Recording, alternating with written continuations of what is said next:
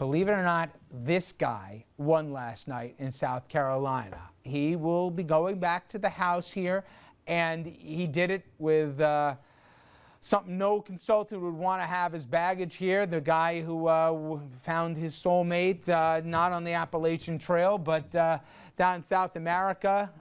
Wife dumps him. We know the whole story by now.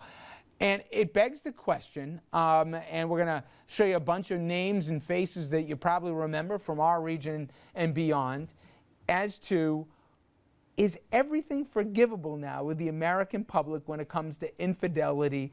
And I ask both you guys, Scott and Michael, do you get to a point now where you say to a client, hey, if this guy can come back, so can you? I don't think the problem is what can or you could be forgiven for. It's when you leave a story that doesn't end, that's continually developing, that causes you problems. Did you think he was electable again after that? Sure. Really? Sure. Congressional districts People at the end love of the equation love. are small. People love love. You know, people believe in love. They want that connection. It's affinity. It works. You know, it works. This guy, people buy that. You're all about love, baby. That could be a campaign slogan. People love love.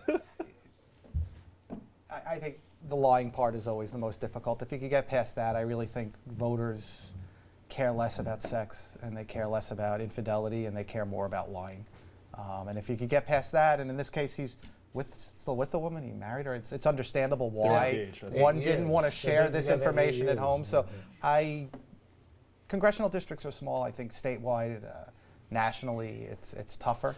You know, I saw this, Dominic, I immediately thought of Anthony Weiner in your conversation with him. I always thought, maybe I speak for myself, but I thought a lot of people's big hurdle with him was he was doing all this while his wife was pregnant, right? And to me, that was the ickiest part of the whole story, right? Is he electable now? Of course, and I've been saying this from day one, that he was running, and he's electable. You know, the public doesn't do what we, the pundits and media, tell them to do. As a matter of fact, they often go the opposite direction with what we say. Because we say condemn this guy, people make their own decisions. It's based on likability, whether they like you or not. It was in South Carolina, I was about to say San Diego, it was a conservative district to begin with. So, I mean, tap your hat to the guy. He won. He's going back to Congress. Back to my earlier point, one of my concerns about the Anthony Weiner rollout is that there wasn't closure to the story. That he couldn't say with certitude whether there was 6, 7, or 8. And I found out. As a developing story, that's a bit of a I think a problem. good rule of thumb is whenever Gloria Allard gets involved in something, there's more going on. So. With Weiner, looking in his eye, and I think I'm a pretty good judge of character, if I don't say so myself, but I believe that the guy is really sorry, looking in his eye.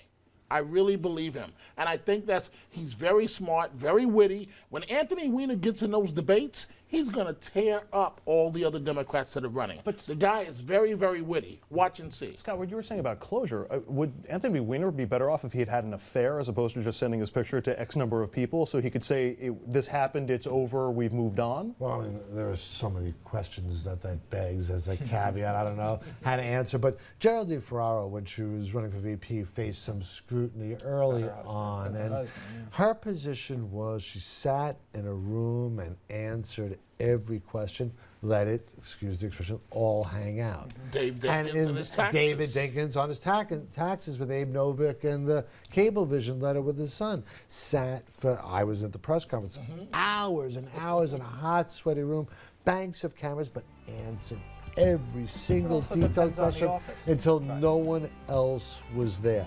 Well, Anthony Weiner hasn't done that. Certainly makes politics more interesting these days.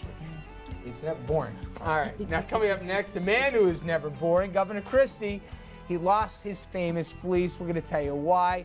What is a silly video is actually, I think, brilliant politics here. We'll see what the table thinks. Stay with us.